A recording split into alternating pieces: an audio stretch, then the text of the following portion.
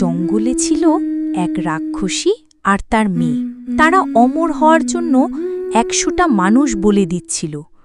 ৯৯টা হয়ে গেছে, আর মাত্র একটি বাকি ছিল।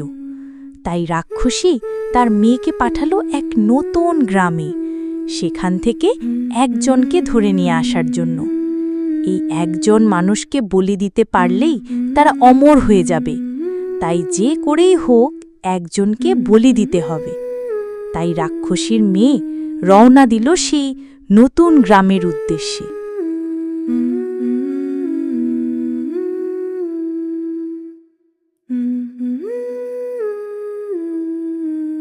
সে যাচ্ছিল আর ভাবছিল যে করেই হোক আর একজনকে বলি দিতেই হবে।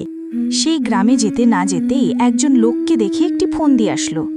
সে লোকটি সামনে অসুস্থ হয়ে যাওয়ার ভান করল। লোকটি বলল, এ কি, আপনি পড়ে গেলেন কি করে? এই যে শুনছেন, কি হয়েছে আপনার? উঠুন। রাক্ষসীর মেয়ে বলল, আমি খুবই ক্লান্ত, আমি অনেক দূর থেকে এখানে এসেছি।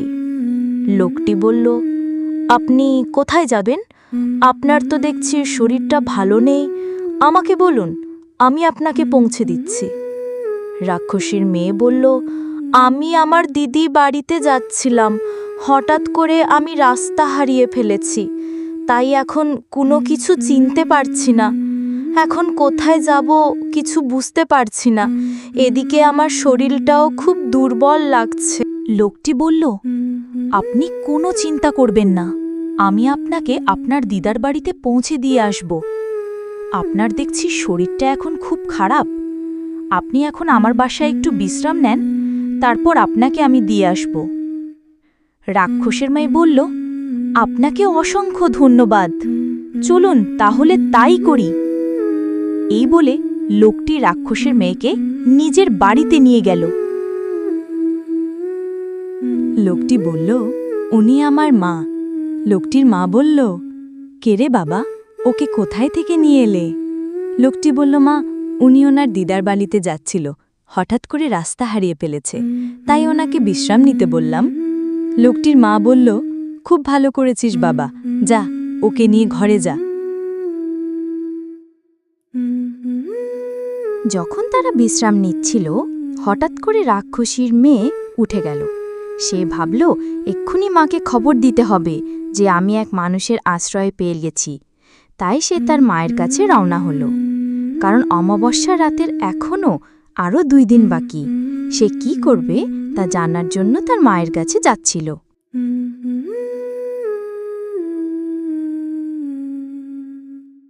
সে যাচ্ছিল আর ভাবছিল, মা জেনে খুব খুশি হবে যে আমি শেষ একজনকে বের করে ফেলেছি। সে তার মায়ের কাছে এসে সব কিছু খুলে বলল। তার মা শুনে খুশিতে আত্মহারা হয়ে যাচ্ছিল। রাক্ষসীর মেয়ে বলল, মা, এখন আমি কি করব? রাক্ষসী বলল, তাড়াহুড়া করলে চলবে না, এখন অমাবস্যার আরও 2 দিন বাকি। যা করার আমাদেরকে ঠান্ডা মাথায় করতে হবে। তুই এখন যা, কেউ যেন সন্দেহ না করে।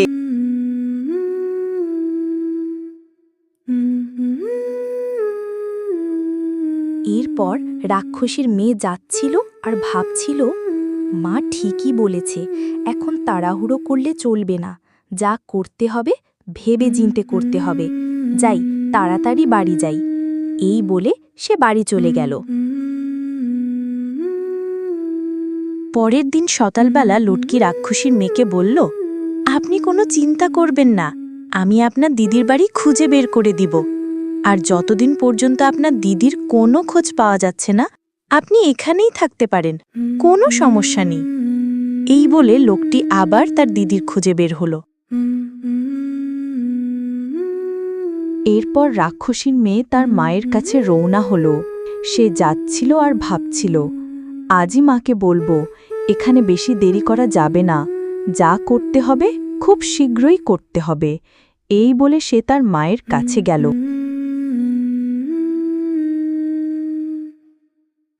রাক্ষসীর মেয়ে তার মাকে বলল, মা, এখানে আর বেশি সময় নষ্ট করা যাবে না, সে আমার দিদির বাসা খোঁজার জন্য উঠে পড়ে লেগেছে। তা মা বলল, ঠিক আছে, তাহলে তুই ওর মুন্ডটা কেটে নিয়ে আয়, তারপর আসছে অমাবস্যার রাতে ওর মুন্ডুটা চিবিয়ে খাবো, তারপর আমরা অমর হয়ে যাব। হা হা হা হা। রাক্ষসী মেয়ে বলল, ঠিক আছে মা, তাই হবে, তাহলে আমি এখন যাই।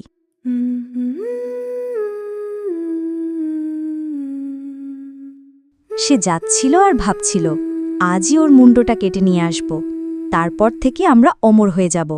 এই ভেবে ভেবে সে তার বাড়ির দিকে এগোল।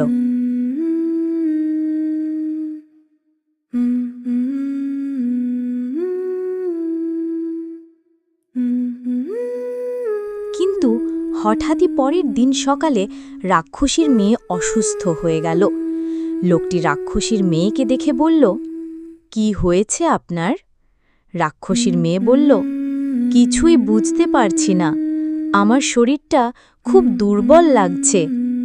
লোকটি বলল, আপনি কোনো চিন্তা করবেন না, আমি এক্ষুনি তান্ত্রিক বাবা কাছ থেকে আপনার জন্য ওষুধ নিয়ে আসছি।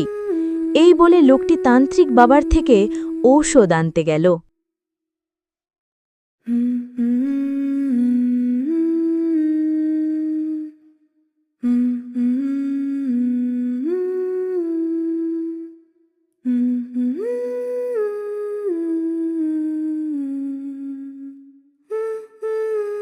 তান্ত্রিক বাবার কাছে এসে লোকটি সবকিছু খুলে বলল। তান্ত্রিক বাবা লোকটির কথা মতো ঔষধ দিল এবং বলল, এ ওষুধটা যেন 1 চামচ করে 3 বেলা খাইয়ে দেয়। লোকটি বলল, ঠিক আছে বাবা, তাই হবে। এই বলে লোকটি ওষুধ নিয়ে চলে এলো।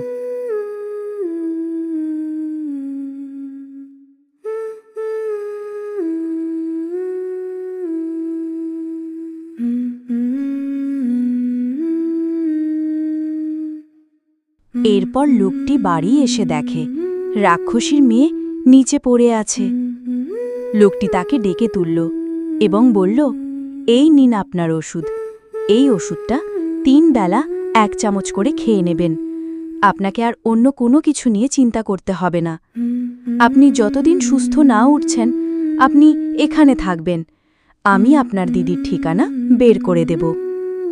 রাক্ষসীর মেয়ে লোকটির কথা শুনে মনে মনে অবাক হয়ে যাচ্ছিল আর ভাবছিল, না, আমি ওনাকে মারতে পারবো না। উনি আমার জীবন বাঁচানোর জন্য ওষুধ নিয়ে নি, আর আমি কি না তারই প্রাণ নেওয়ার জন্য প্রস্তুত হচ্ছি। না না, আমি তা পারবো না। আজই মাকে গিয়ে সব খুলে বলবো। এই বলে রাক্ষসীর মেয়ে তার মায়ের কাছে রওনা দিল। সে যাচ্ছিল আর ভাবছিল, যে করেই হোক মাতে রাজি করাতেই হবে।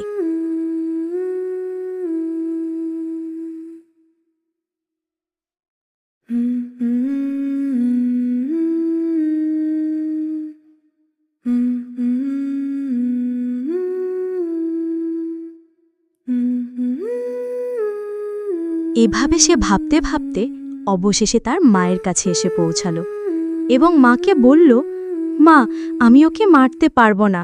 সে যে খুব ভালো মানুষ। আমি অসুস্থ হয়ে যাওয়াতে সে আমাকে আশ্রয় দিয়েছে এবং যখন আমার শরীর বেশি খারাপ হয়ে যায় তখন সে আমার জন্য ওষুধ নিয়ে এলো। আমি ওকে মারতে পারবো না মা। রাক্ষসী সবকিছু শুনে প্রচণ্ড রেগে যায় এবং বলে, রাক্ষসীদের মনে কোনো প্রেম ভালোবাসা থাকতে নেই, তুই যা, ওকে মারতেই হবে। এরপর রাক্ষসীর মেয়ে তার মায়ের কথা মতো লোকটিকে মারতে চলে গেল। রাক্ষসীর মেয়ে যাচ্ছিল আর ভাবছিল, ওরকম ভালো একটি মানুষকে কি করে মারি? ওর প্রতি যে আমার ভালোবাসা সৃষ্টি হয়ে গেল। না না, আমি মারতে পারবো না।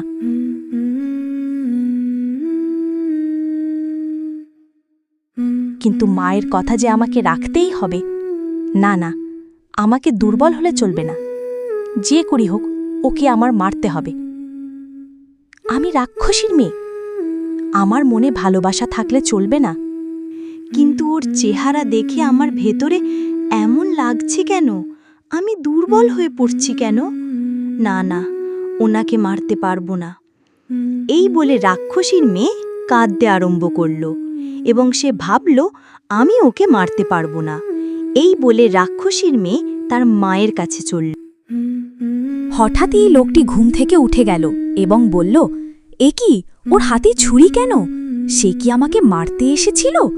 না, আমাকে সব কিছু জানতেই হবে। সে কে, কোথা থেকে এসেছে? এই বলে লোকটি রাক্ষসীর মেয়ের পিছন পিছন যেতে লাগল।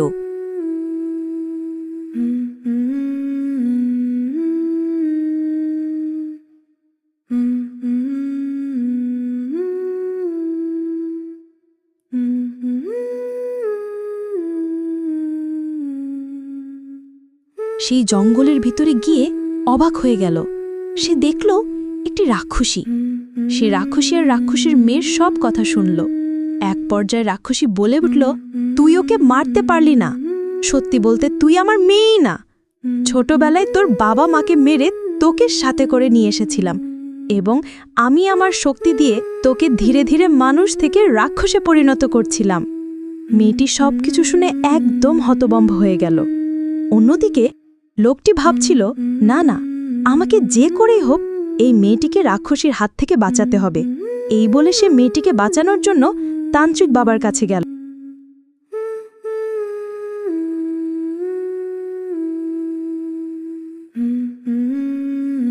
সে দৌড়ে দৌড়ে তান্ত্রিক বাবার কাছে এলো এবং বলল, বাবা, আপনি ওই মেয়েটিকে বাঁচান। এই বলে লোকটি কাঁদতে আরম্ভ করল। তান্ত্রিক বাবা সবকিছু শুনে বলল, তুই কোনো চিন্তাই করিস না, ওই রাক্ষসী ওর কিচ্ছু করতে পারবে না। চল, শীঘ্রই চল। এই বলে তান্ত্রিক বাবা লোকটির সঙ্গে জঙ্গলের ভিতর গেল।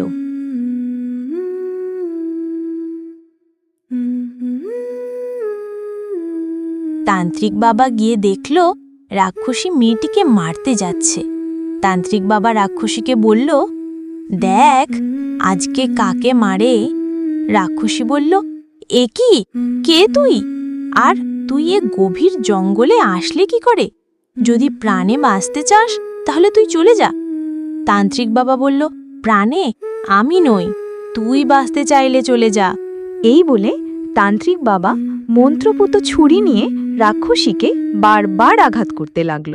রাক্ষসীও তান্ত্রিক বাবার উপর আক্রমণ করল। এক পর্যায়ে রাক্ষসী হার মেনে গেল এবং তান্ত্রিক বাবার কাছে পান ভিক্ষা চাইল।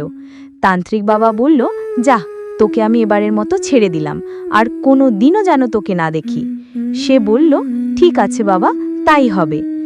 এই বলে সে তান্ত্রিক বাবার কাছে প্রণাম করে চিরদিনের মতো চলে গেল। এরপর তারা দুজন তান্ত্রিক বাবাকে ধন্যবাদ জানালো। এভাবেই তাদের ভালোবাসা পূর্ণতা পেল। এমন মজার মজার গল্প পেতে চ্যানেলটি অবশ্যই সাবস্ক্রাইব করে দিও।